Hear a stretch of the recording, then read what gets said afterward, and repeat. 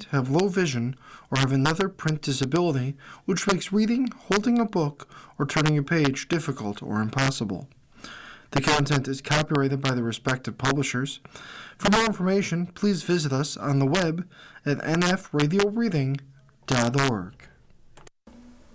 Hello, this is Jim Michaely, and for the next hour I'll be reading from current issues of the Niagara Gazette on the Niagara Frontier Radio Reading Service. Here's a story titled, From Center Court to City Hall. Bridget Miles set to become first black woman to sit on Niagara Falls City Council. She was born and raised in Center Court, gained her spirituality from her mom, Willie Mae, and the congregation at Mount Erie Baptist Church on Fairfield Avenue. Looked up to African-American trailblazers like Niagara Falls community activist Doris Jones and Shirley Chisholm, the first black woman to be elected a member of the United States House of Representatives. Now Bridget Miles is prepared to blaze some new trails of her own. On January 1st, Miles will become the first black woman to ever take a seat on the Niagara Falls City Council. "I'm ready for this ride," Miles said softly. "We are getting there. Women are coming to the forefront. This is for the people who thought they didn't have a chance. This is hope for women, for black women, and for all the little girls watching." The ride from Center Court to City Hall certainly wasn't easy or direct. Miles attended Falls schools, Henry J. Kalfas Elementary, Gaskill Prep, and Niagara Falls High School, before continuing her studies at Niagara University and Niagara County Community College, now SUNY Niagara. She was studying accounting because she loved numbers, but her studies were cut short when she became pregnant with her first of 3 sons, said Jamar. "You know, born and raised in the projects, I got caught up in some of that," she said, "but I lived life like a young parent, and my mom and my family rallied to help me raise my son." It was her mom who first took her to Mount Erie as a young girl. Miles recalled looking forward to Sundays, dressed in formal clothes with white gloves, and serving as a junior usher at the church. It was there with her mom and her aunt, Freddie Mae, that she first heard the phrase, "If you get a job with the city or the school district, you will do well." Also around that time, Miles met Jones, an outspoken advocate for public housing tenants. Miles said that the combination of looking for public sector work and the community advocacy of Jones inspired her and planted the seeds for her future. After learning about Chisholm's success in winning a seat to represent a New York City district in the House of Representatives, Miles began to see a career path forming.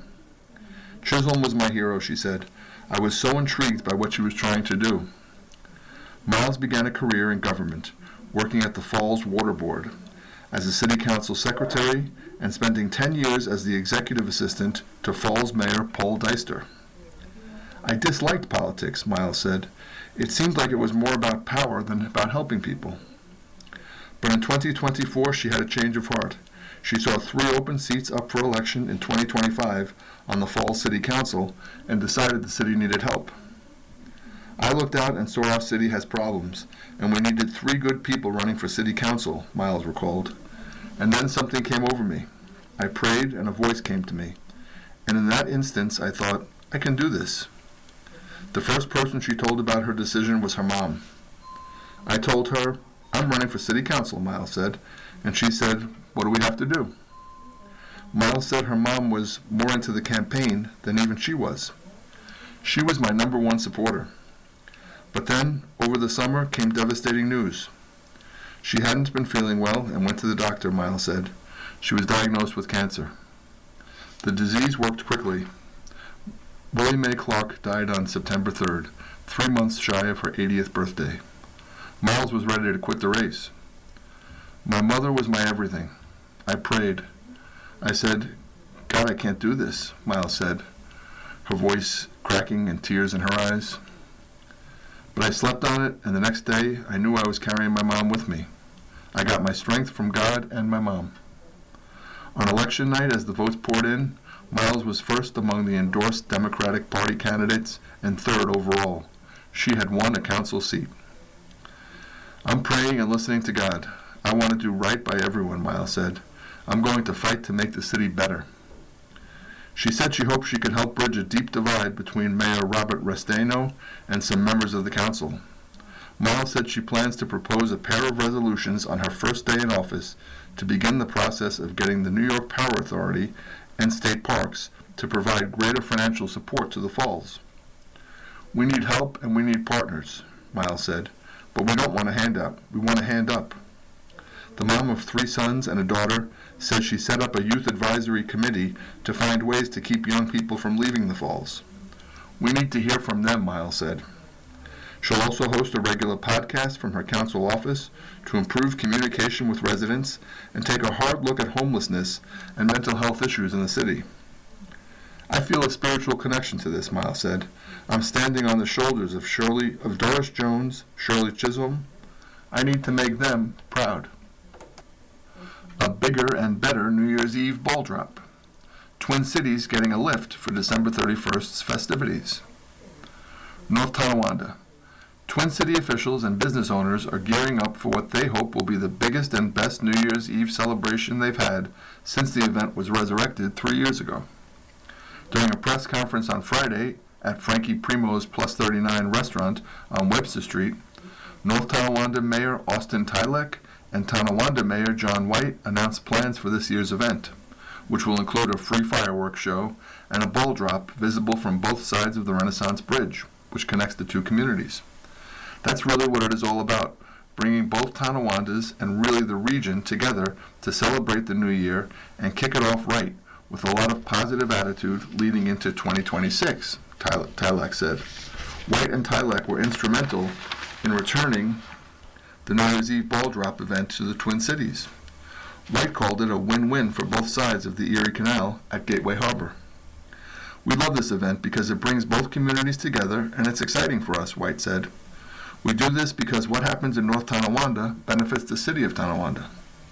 Tylek said this year's ball drop will have a little more height than it has in previous years. A lift donated for this year's event will allow the New Year's Eve ball to descend from 100 feet above the ground, according to Tylek. In previous years, the ball drop was 70 feet. Both the ball drop and the fireworks show will take place at the base of the Renaissance Bridge near Gateway Harbor and Webster Street. The fireworks will not come at a cost to the public, as one of the event sponsors, David Chevrolet, is covering the cost. The New Year's Eve festivities will run from 10 p.m. to 1 a.m. on December 31st and will feature a performance by guitarist and Buffalo Music Hall of Fame inductee Michael Hund, backed by the classic rock All-Stars Band. Free light sticks will be made available to the first 500 participants. Representatives from the North Tonawanda City Market will also be on hand to distribute 500 free NT Market grocery bags. Trivia and interactive activities will be featured on a 16-foot television screen that will be set up in the event area. Local vendors will be offering food and drink specials, with the menu of specialty items to include mini pizzas by Vinnie's Minis, cannolis by Rolling Cannoli, kettle corn and hot cider from Coe's Kettle Corn, and hot tamales made by Natalie's Tamales. Cornerstone Cafe, Victorian Wines, and Frankie Primo's will be offering hot and cold drinks, coffee and wine for sale. A large heated tent will also be set up on Webster Street to allow spectators to warm up as needed during the event. Both Tylek and White encourage residents from across Niagara County and Western New York to join the festivities and to see what the Twin Cities shops and restaurants have to offer. "There's just a lot of fun to be had, and we're hoping for good weather," Tylek said. Here's a story titled, "How Local Wildlife Copes with Harsh Winter Weather." It's by Douglas Domedian, and it's subtitled, "The Great Outdoors." We had some nice weather this fall, but winter, which doesn't arrive officially until Sunday, has brought us some really cold temperatures and wind. Cold never bothered me much when I was younger, but now that I'm all grown up, it does. Snow hasn't been a real problem so far, and I'm hoping that it doesn't get to be, as I no longer enjoy sitting on my ATV and plowing the driveway. There is plenty of firewood stacked under cover for me to use in the wood stove in my living room. I use electric heat most of the time and keep it set around 64 degrees, but I like to fire up the old wood-burning soapstone stove in the evening. The visual effect and warmth that it gives off makes for a relaxing and comfortable evening. What does wildlife do when the temperature drops and the wind kicks up? Many birds just get out of town, heading south to a warmer climate. The great egrets, great blue herons, hummingbirds, shorebirds, little herons, vultures, and terns are all gone now. The birds that remain depend on open water, so they also leave, but generally go only as far south as necessary to find it and food. Diving ducks such as bluebills, goldeneyes, scooters, redheads, buffalo heads, old squaws, and canvasbacks move to the open water areas like Lake Erie, Lake Ontario, the Niagara River, and some of the Finger Lakes areas that remain open. Our local resident geese usually stick around, as they have learned to make a living here in the winter, but the regular migrating goose population heads farther south. Sometimes a milder winter allows some birds to move into our area from further north and enables them to survive in local marshes. Last year was such a time, and I had a ball photographing tundra and trumpeter swans that took up residence in a few marshes. When harsh winter conditions hit, I believe they just headed up to the Niagara River, because as soon as those hard periods disappeared, they were back to a couple of open marshes. There were even about 50 sandhill cranes spending a bit of time here during that winter weather break. Snow geese, which are not often seen around here, made a pretty good showing a few years ago too. And occasionally the snow owl moves down from northern tundra country to give us a treat. Smaller birds, orioles, warblers, martins, flycatchers, catbirds, kinglets, tree swallows, and wrens, count on insects for a living, and therefore are forced to move south too. But others, including blue jays, cardinals, titmouses, woodpeckers, nuthatches, goldfinches, mourning doves, house and purple finches, chickadees, white-throated and house sparrows, and starlings, have learned to deal with our winters. Most of them survive on seeds of some sort, and some, like the woodpecker, are able to find dormant insects with their special beak adaptations. Many also take advantage of the bird feeders around homes where humans offer them various seeds. Owls stick out our winters and are able to survive on small animals, mice, voles, even small game such as rabbits, grouse, and songbirds. Some hawks remain to live on the same things, but they work during the day. Eagles also remain, unless severe winter conditions drive them to open water areas for brief periods. They, of course, start their nesting season in January, with nest building and egg laying in March. Some animals like woodchucks, bears, chipmunks, skunks, some insects, reptiles, and amphibians use some form of hibernation underground to avoid winter. Their metabolism and heartbeat are slowed way down. Some, including bears and chipmunks, enter a lighter type of torpor and are easily aroused. Reptiles and amphibians use a system called brumation, which is slightly different from true hibernation. Foxes, coyotes, otters, beavers, squirrels, and muskrats remain active during winter, as do larger animals such as deer. Raccoons will den up during really harsh conditions. All of these creatures have to endure the cold, windy conditions that we hate. They have great insulating furs, but they don't have the conveniences of protection that we do, and they must work hard to find food. Oh, now the wood stove is calling for more food. I think I'll heat up some old pizza for supper and watch the birds around my bird feeder. Doug Domedian, outdoorsman and nature photographer, resides in Medina. You can contact him at 585-798-4022 or woodduck2020@yahoo.com. You are listening to a reading of articles and features from the Niagara Gazette on the Niagara Frontier Radio Reading Service. Donta Miles promises to be back at City Hall. Outgoing member vows to be a presence and to hold new lawmakers accountable. Before the end of the Niagara Falls City Council meeting Wednesday night, member Donta Miles rose from his seat, walked down from the dais, and stood at the podium where residents addressed lawmakers. Wrapping up a 4-year term, at his final regularly scheduled council meeting, Miles had a message from the space where he first came to public attention. Addressing new incoming council members, some of whom were in the City Hall chamber as he spoke, Miles said he might be leaving elected office, but he wasn't leaving the public square. "If you think it's going to be an easy ride," he said of the council members who will be sworn in January 1st, "if you think you will not be held accountable and that no one is going to stand up and speak, you are mistaken. You are going to be held accountable. Be prepared to see me." An outspoken advocate for government transparency, a critic of the administration of Mayor Robert Restaino, Miles had just failed in an effort to expand the time limit for speakers looking to address the council. Earlier in the year, the council majority had voted to reduce speakers' time from 5 to 3 minutes. Miles wanted it to return to 5. He accused the current council members of looking to muzzle residents who brought concerns and complaints to the council. "How does increasing the time limit affect us?" Miles asked. "We're just here to listen to the people." Council Chair James Perry, Democrat, and outgoing member Tracy Bax, Republican, opposed raising the time limit, saying the incoming council should be able to review and set its own speaking rules. Member Brian Archie noted that the speaking time had been changed because, quote, "people came in here with such disrespect," unquote. "We got to bring respect back," Archie said. "I don't care about the 5 minutes, but let the chaos start again and we're going to have another discussion." A motion by Perry to table Miles' resolution was defeated on a tie vote with member David Zajac absent and excused due to illness. The vote on Miles' original motion was also defeated on a tie vote. "I can say what I got to say in 3 minutes," Miles said afterwards. "You guys will find that out next year." Miles and Bax were both honored by their fellow lawmakers for their service during their 4-year terms on the council.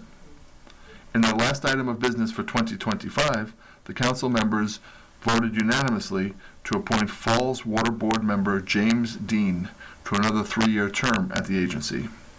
The resolution appointing him said Dean had asked to serve another term and that council members had found him qualified to continue in his post. History Museum introduces NT-branded gifts. Native Artists' Street Sign Collage appears on mugs, posters, postcards. The North Tonawanda History Museum has begun offering posters, mugs, and newly released postcards featuring Jacob Kadzierski's North Tonawanda Street Sign Collage. The full image is available in the museum shop and online. It's the second version of Kadzierski's local street sign collage, originally completed in 2005 and now updated to include every North Tonawanda street name through November 2025. Each street sign in the collage is a photograph taken by Kadzierski, who devoted hundreds of hours to documenting the city one street at a time. "I've always had a connection to the street signs of my hometown. They mark places full of memories," Kadzierski said. "This updated version reflects both the city's history and how it has grown over time." 4 by 6-inch postcards join posters and mugs featuring the full collage. All are available through the NT History Museum. For gift shop hours and more information, visit nthistorymuseum.org.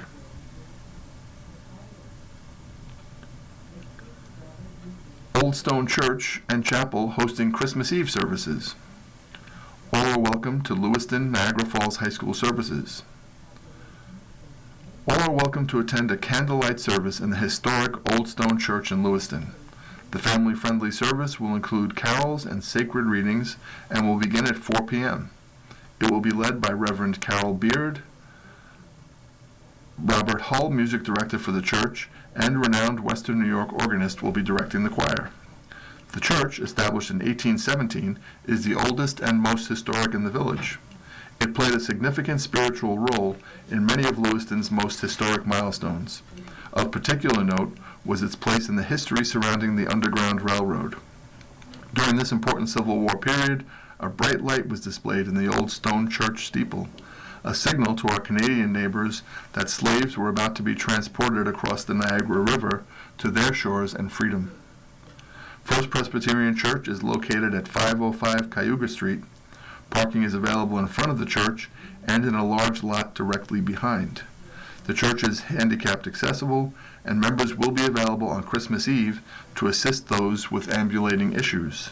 All are welcome. Christmas Eve service at Niagara Falls High School. The chapel's Niagara Falls campus will hold its 2025 Christmas Eve service at 4 p.m. at the Niagara Falls High School Performing Arts Center, 4455 Porter Road.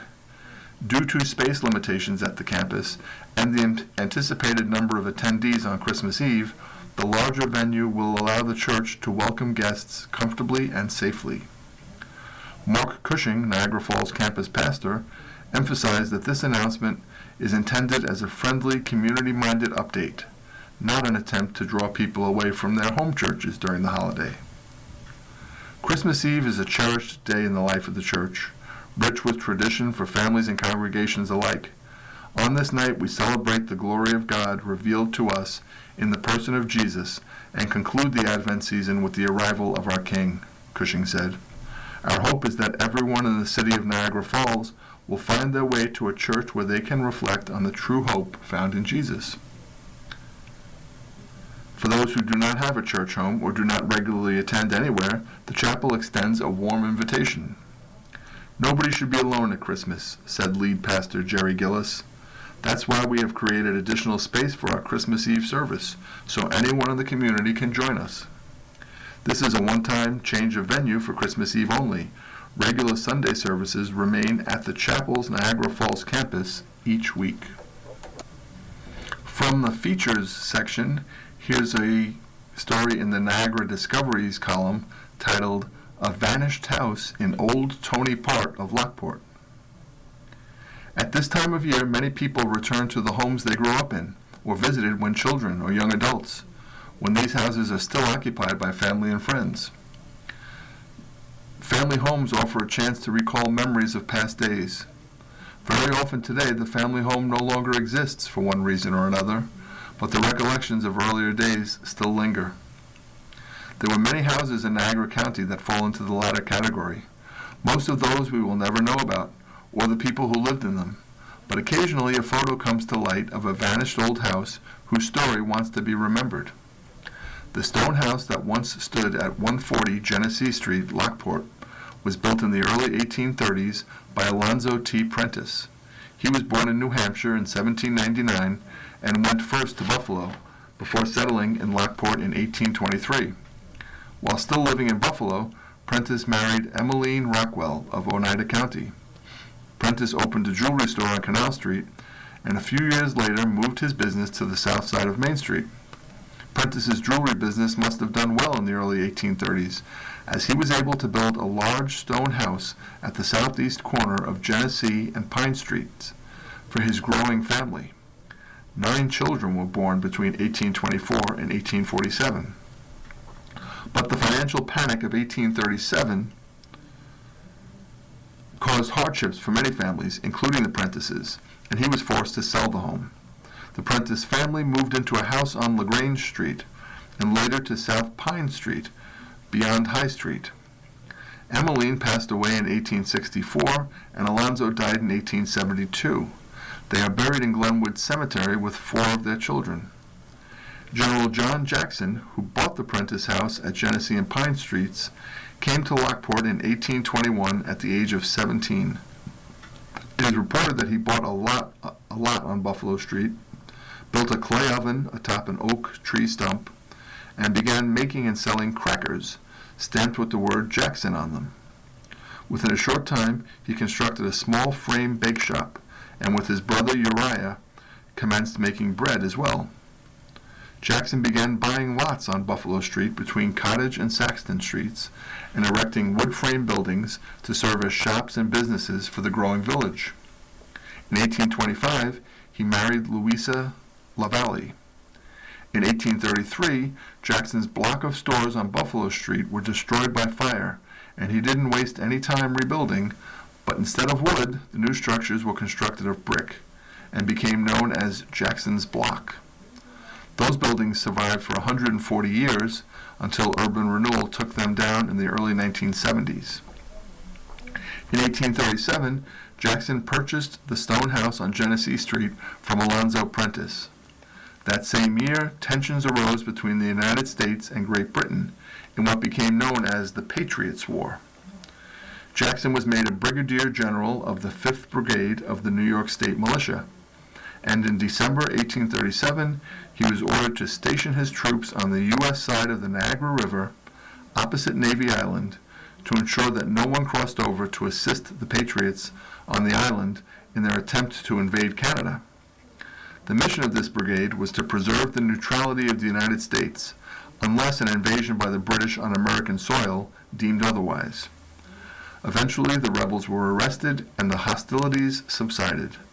For the next 20 years, Jackson focused on his business interests, including operating a flour mill down in the Erie Canal Basin with Asa Douglas, and building a grain elevator in Dubuque, Iowa.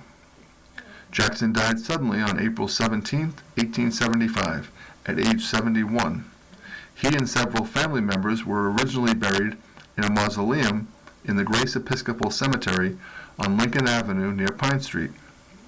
In 1931, the remains were removed to Glenwood Cemetery when the property was acquired for residential use. Following Jackson's death, the home on Genesee Street was purchased by Alexander Ralston. The Ralstons were another early and prominent family in Lockport, related through marriage to Colonel William Bond, Jesse Hawley, and Edward I. Chase. Ralston was born in Keene, New Hampshire in 1813 and came to Lockport with his family in 1831. He was one of the original founders of Grace Episcopal Church when it was established in 1835. Ralston was married twice, first to Lucinda Brewster, who died in 1844, and then to Ellen Bacon. After working in Toledo, Ohio for a number of years, Ralston returned to Lockport and opened a druggist business in 1846 that he operated for about 25 years. The Ralstons moved into 140 Genesee Street around 1877. Alexander Ralston did not get much time to enjoy his new house as he died unexpectedly on March 10, 1880, 11 days before his 67th birthday. The Ralstons have a large plot with an impressive monument in Cold Spring Cemetery, on which 15 names are engraved. Ralston's second wife remained in the home until her death in 1896. Following the death of Ellen Ralston, the house came into the possession of Luther Leroy Chadwick, usually identified as LL, and his wife Jenny B. Ralston, daughter of Alexander and Ellen. Jenny was also the granddaughter of Gillette Bacon, another early settler of Lockport. L.L. Chadwick was born in 1840 in Perrysburg, and Jenny Ralston was born in Lockport in 1851. Chadwick was a hardware merchant who came to Lockport in about 1871. He was in business with William Mackey at 72 Main Street in the 1870s, and was then the sole proprietor of a store at 64 Main Street in the 1880s. For reasons unknown, Chadwick left the hardware business in the 1890s and worked as a purchasing agent, first for Indurated Fiber and then for Holly Manufacturing. He re-entered the hardware business in 1901 with Fred D. Morris at 38 Main Street and remained with that firm until his retirement in 1917. Morris continued the business until his death in 1939. L.L. Chadwick passed away on March 12, 1921. His wife Jenny continued to live in the house until her death on October 12, 1941. After Mrs. Chadwick's death, the house was purchased by Josephine Carveth for the sole purpose of using the site as a new location for the Baptist Church in Lockport.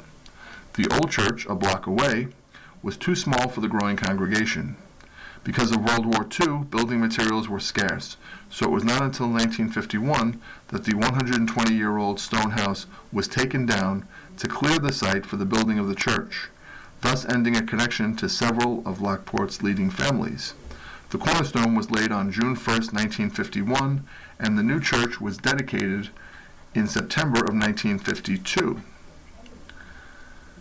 The author of that story was Anne-Marie Linneberry, and she is the Assistant Director of the History Center of Niagara. You are listening to a reading of articles and features from the Niagara Gazette on the Niagara Frontier Radio Reading Service. Here's a column called Everyday Cheapskate by Mary Hunt, and it's titled, Like Finding Money You Didn't Know You Had. You know the feeling when you reach into the pocket of a coat or pants you haven't worn for a while and pull out a $20 bill? What would it feel like if you pulled out hundreds of dollars? And what if you found money like that month after month? It's not magic, it can be done. Pinholes in your financial life can turn into massive money gushers. Patching these holes is the key to improving your income. The problem is that it's easy to ignore the tiny cracks. We're busy. There's the mortgage or rent, car payment, credit cards, insurance, college savings, carpools, vacation plans, retirement accounts, work benefits, kids, dog, guinea pig. So the little stuff happens without our noticing. We think, what's the harm in picking up dinner from the drive-thru again? Our lives are so busy and we have to eat. Why go to the trouble of scoping out the sales before I hit the supermarket? My time is valuable. I'll dash in, buy what looks good, and the kids will eat.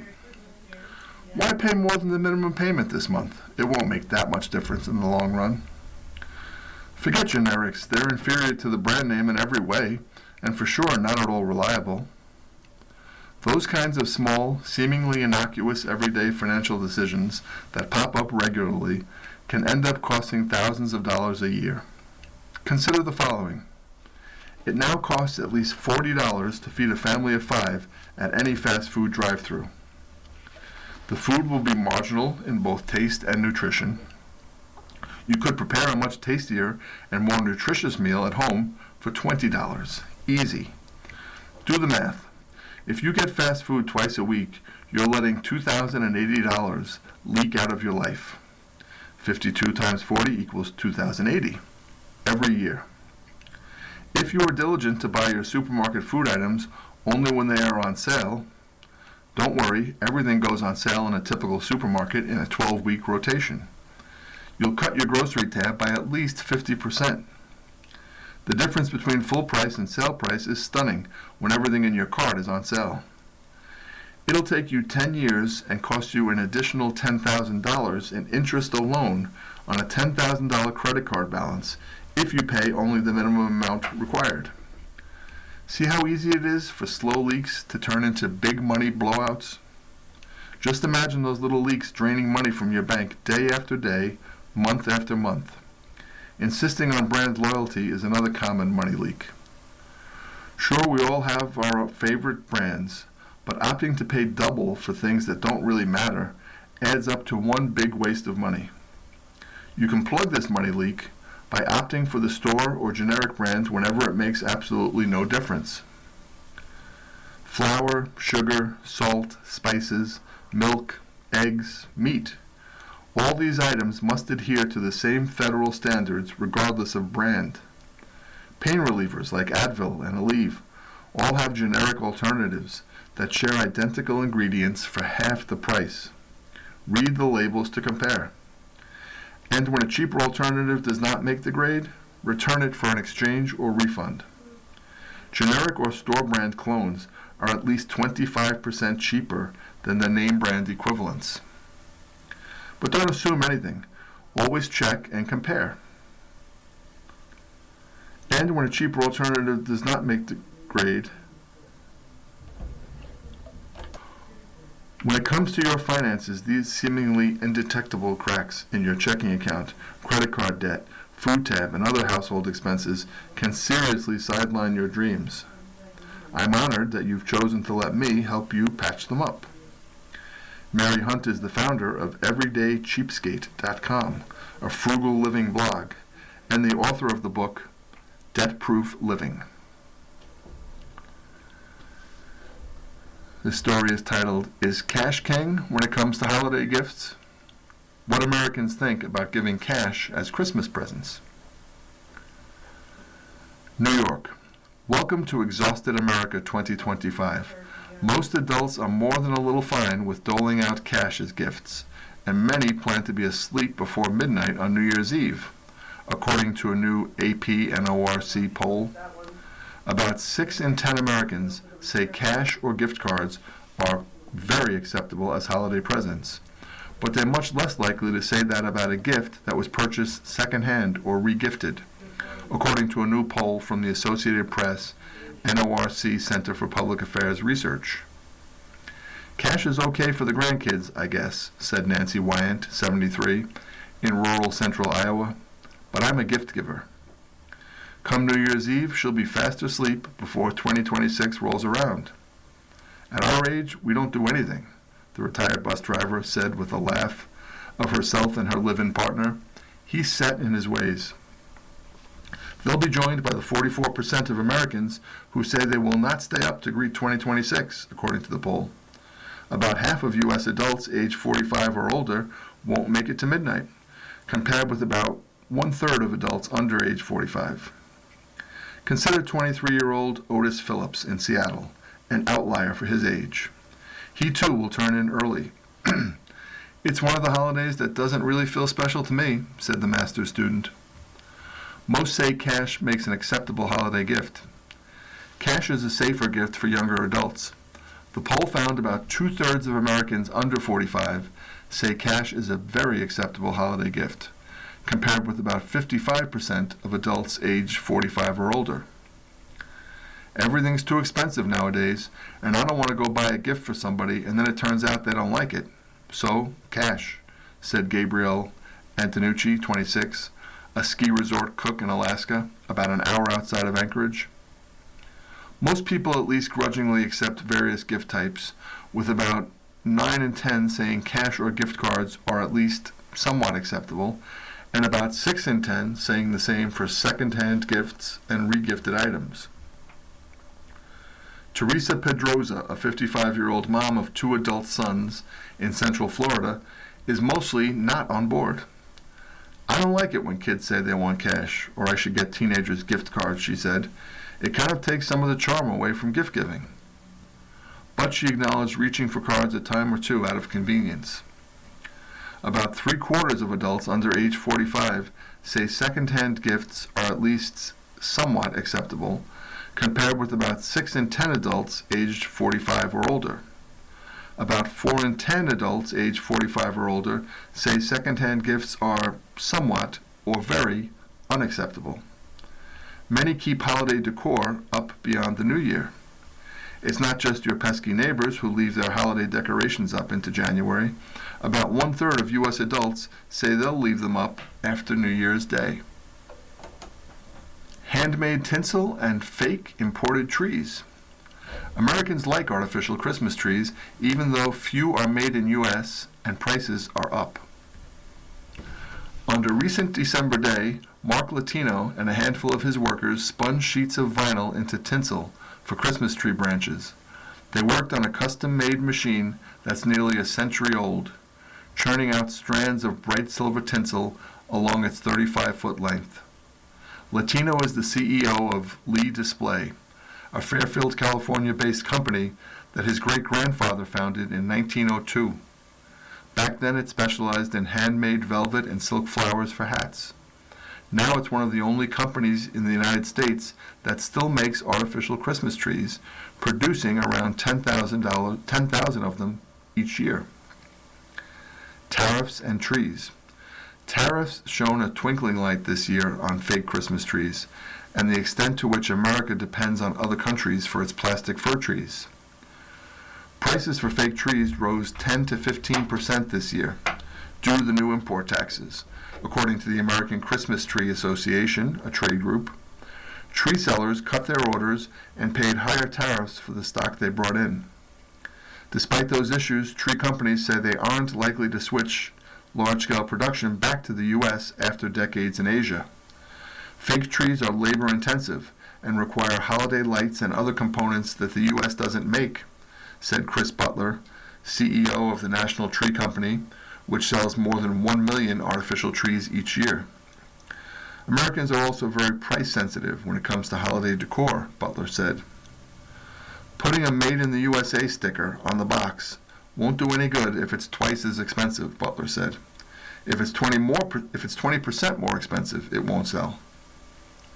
Americans prefer fake trees.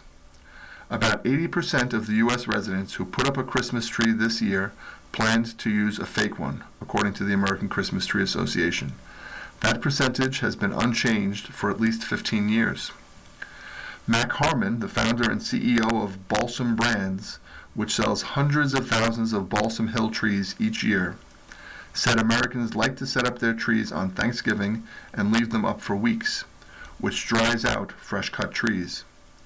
Others prefer fake trees because they're allergic to the mold spores on real trees, he said. Americans also like convenience. 80% of the fake trees sold each year have the lights already strung on them, Butler said. That preference is one reason artificial tree production shifted away from the U.S., first to Thailand in the early 1990s, and then to China about a decade later. Winding lights around the branches is time-consuming and tedious, Harmon said. Where are we going to get 15,000 people in America who want to string lights on Christmas trees? Harmon said. Labor-intensive work. It takes an hour or two to make an artificial Christmas tree, from molding and cutting the needles to tying branches together and attaching the lights, Butler said. Workers in China, where 90% of fake trees are made, are paid $1.50 to $2 per hour, he said. Harmon said the workers who wrap the lights on Balsam Hill's trees are so efficient, quote, it's like watching an Olympian. One of Balsam Brand's Chinese partners employs 15,000 to 20,000 people. Another in Indonesia has up to 10,000, he said. Many are seasonal workers, since orders for Christmas decor slow down between October and February. Balsam Brands, which is based in Redwood City, California, studied whether it could make faux trees in Ohio during the first Trump administration, when President Donald Trump threatened, but eventually delayed, tariffs on imported Christmas decor, Harmon said. The company hired consultants and considered automating some work, but it concluded a tree that currently sells for $800 would cost $3,000 if it was made in the U.S. Harmon said Balsam couldn't even find a U.S. company to make the pair of gloves it includes in each box for fluffing out branches. American-made trees. Lee Display employs 3 or 4 people for most of the year, adding more during the holiday rush to help with installations and displays. About half its business is making custom displays for companies such as Macy's, while the other half is selling directly to consumers. Latino said he likes that he can produce an order quickly instead of waiting for it to ship from overseas. You have more control over it. I like to think that everything here is either my fault or my mistake, or my careful planning and skill, he said. The tariffs still affected Lee Display. Latino's son, James, who leads business development and marketing, said the company did not import lights or decorations from China this year and relied on items it already had in stock. It's getting low on lights, so next year it'll have to pay more to import them, he said. Here's a few items from the Cheers and Jeers column in the opinion section. Cheer. It wasn't too long ago that the family of Matt and Yvonne Davis, as well as many volunteers, were serving Thanksgiving dinner to 350 people, with another 200 meals delivered to area homes. They'll be back at it again for Christmas, where they're serving a holiday meal to hundreds and providing toys to children 13 and younger. With less than a week till Christmas, Matt said they are still in need of bottled water, paper plates, cups, and between 40 and 50 volunteers to work the event either all day or in shifts. The Lord's Day dinner will be at VFW Post 917 at 2435 Seneca Avenue from noon to 6 p.m., serving up meals at the post and preparing them for delivery. If you'd like to help, anyone interested in helping or making donations can call the Davises at 716-284-6973. Cheer. The December 28th Buffalo Bills-Philadelphia Eagles game will likely be a big one for fans. It'll also be a big game for Niagara Falls City School Superintendent Mark Laurie, who'll be honored as the Bills' 2025 Inspire Change Changemaker, an annual recognition celebrating leaders who are driving significant, measurable change in their communities across the NFL's Inspire Change initiatives, 4 pillars: education, economic advancement, police community relations, and criminal justice reform. The NFL Foundation awarded Laurie $10,000, and he decided to donate all of it to Say Yes Niagara Falls. Rust said he hopes Laurie's commitment to the program inspires others to invest in some way in their communities. In addition to Say Yes, Laurie collaborates with other academic leaders in New York to promote life-saving education programs, events, and resources. He serves on the Eastern States American Heart Association Board of Directors as well. We'll see Mark on the Highmark Stadium scoreboard in about a week. You are listening to a reading of articles and features from the Niagara Gazette on the Niagara Frontier Radio Reading Service. Cheer! The Church of Jesus Christ of Latter-day Saints recently donated a tractor-trailer full of food items to very appreciative staff at Heart, Love, and Soul in Niagara Falls, Care and Share Food Pantry in Ransomville, the Wilson Community Food Pantry, St. Brendan's on the Lake in Newfane, and Newfane First Baptist. The food donation was arranged by Brad Simpson, stake president for the Church of Jesus Christ of Latter-day Saints in the Buffalo-Niagara area. Simpson said the church manufactures its own canned and dried goods through Deseret Industries, a nonprofit division. Simpson said the church allots truckloads of surplus food to each region, and Simpson requested the 36,000 pounds of food that was donated. As many pantry officials noted, the donation was even more welcome as they've seen recent increases in demand for food. Jeer. Governor Kathy Hochul recently vetoed a bill that would have allowed Onondaga County residents to travel toll-free on the New York State Thruway at 6 interchanges in the county. State lawmakers passed the commuter pass bill earlier this year, touting it as a solution to help ease traffic congestion in Onondaga County during the Interstate 81 construction project. But Hochul said the bill would have violated terms the Thruway Authority agreed to when bonds were issued to finance its construction. It wouldn't have had any impact locally if it had been vetoed. But the bill is a stark reminder that our Thruway tolls won't be going anywhere for a long time, if ever. Here's a commentary by B.B. Springer titled, Spurning Adulthood in America. The warning signs have been around a long time, at least since the hang-loose, drug-savoring, dress-down late 60s revolt of that era's young against this, that, and the other, with rejection of once solid values increasingly devolving through succeeding decades into rejection of adulthood itself, so it sometimes feels.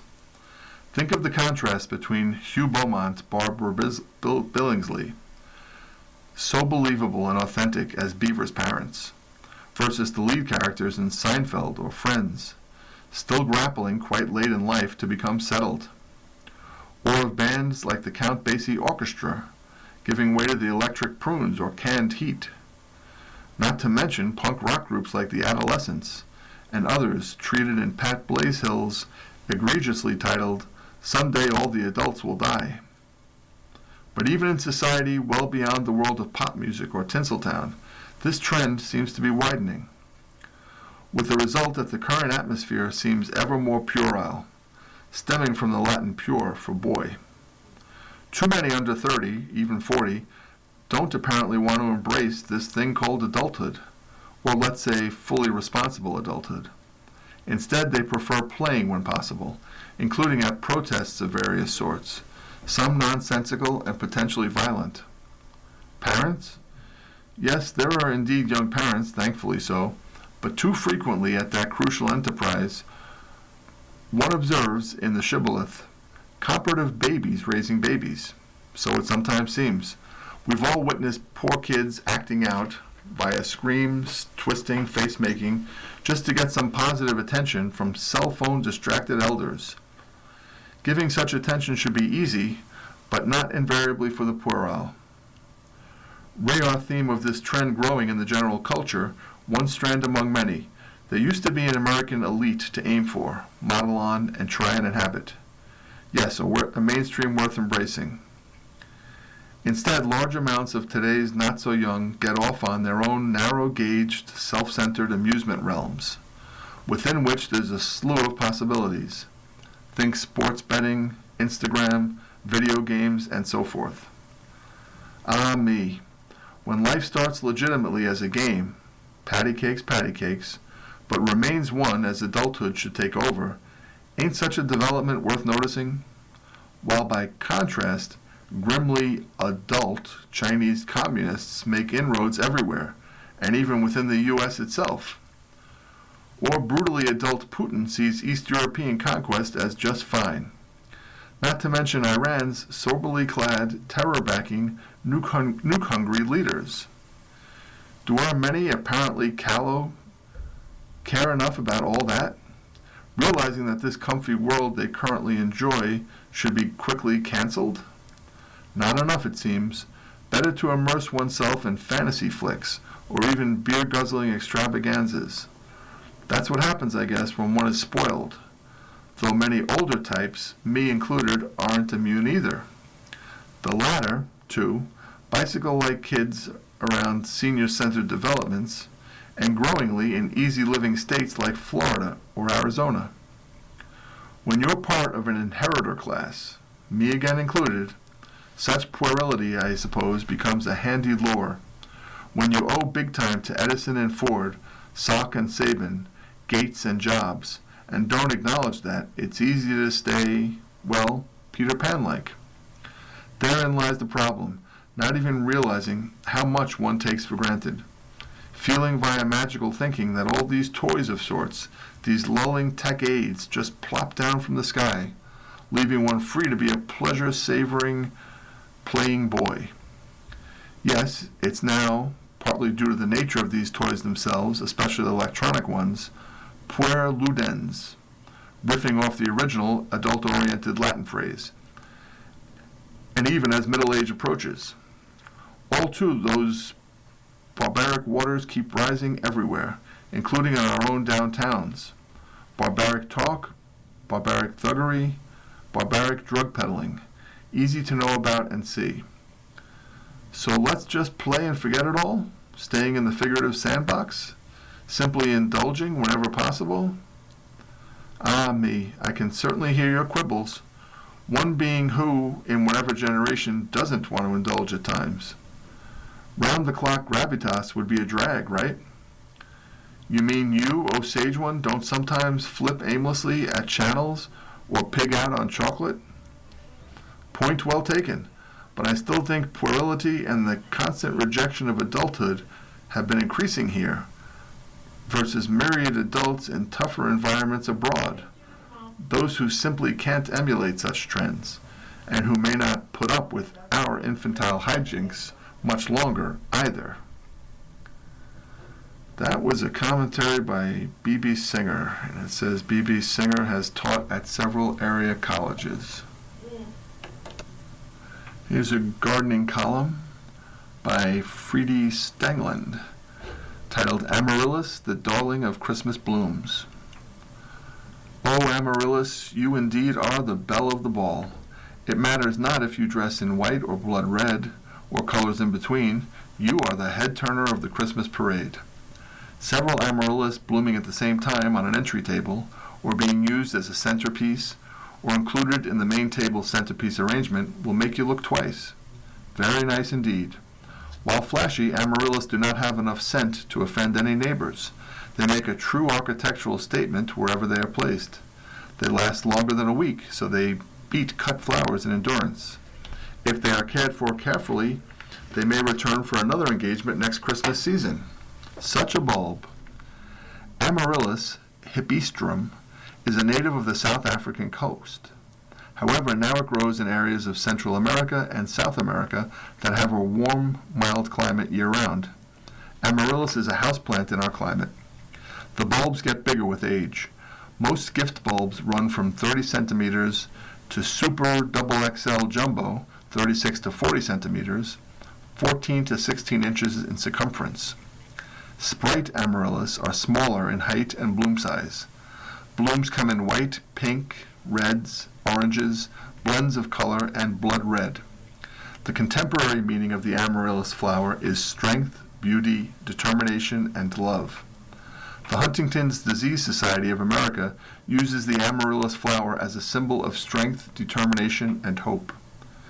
Amaryllis is poison to humans, dogs, and cats. The culprit is alkaloid glycerine. Signs and symptoms of poisoning following ingestion of plant materials include vomiting, including bloody vomit, diarrhea, drooling, including hypersalivation, lethargy, abdominal pain, tremors, and convulsions. Treatment means remove any plant material from the mouth of the poisoned person or animal and call your doctor or veterinarian ASAP. After hours, go to the nearest emergency room or call poison control and follow their advice. To prevent poisoning, keep amaryllis away from house pets and vulnerable people. When you're gift shopping, if you have concerns about the recipient's pets or vulnerable family members, consider a non-toxic plant instead. No matter how you receive your bulb, whether in a bag, a box, or covered in wax, remember, the bulb will probably continue to bloom year after year if it is given basic care. I purchased a wax-covered bulb. It was tall and the blooms were very beautiful. Now that the blooms are done, I am instructed to remove the wax gently. Well, I wasn't exactly gentle. That wax felt like it was glued on, and there were 2 layers of it. I had to use a kitchen knife to get the removal started. Looking at the bare bulb, it appears most of the roots were cut off. There may be 1 root left, up close by the base of the bulb, that didn't make the cut. I will plant and water the bulb and see what happens. You never know. I tried to understand how the bulb could produce such lovely blooms and not be watered. I read everything I could find. Here is an explanation that makes sense to me. Because it is a bulb and was ready to bloom this season, the roots were cut off mostly, and then the entire bulb was dipped in wax to preserve moisture. The bulb furnished the moisture, and it bloomed beautifully. It is almost a miracle. Or maybe it is a miracle? Merry Christmas. Garden on. Longtime gardening hobbyist Freddie Stangland resides in the town of Alabama. And there's an obituary for Dale E. Lawrence, April 29th, 1934 through November 28th, 2025. Dale E. Lawrence, 91, of the Youngstown area, passed away peacefully on Friday, November 28th, 2025. A celebration of life is to be held on Sunday, December 28th at the Colonial Village Presbyterian Church, 4813 Klein Road, Niagara Falls at 1 p.m. Arrangements are entrusted to the Harrison Funeral Homes, 3648 Ransomville Road, Ransomville. Again, that was Dale E. Lawrence, who died on November 28th, 2025. You have been listening to a reading of articles and features from current issues of the Niagara Gazette. We read from the Niagara Gazette every Saturday at 11 a.m. Your reader has been Jim Michaely.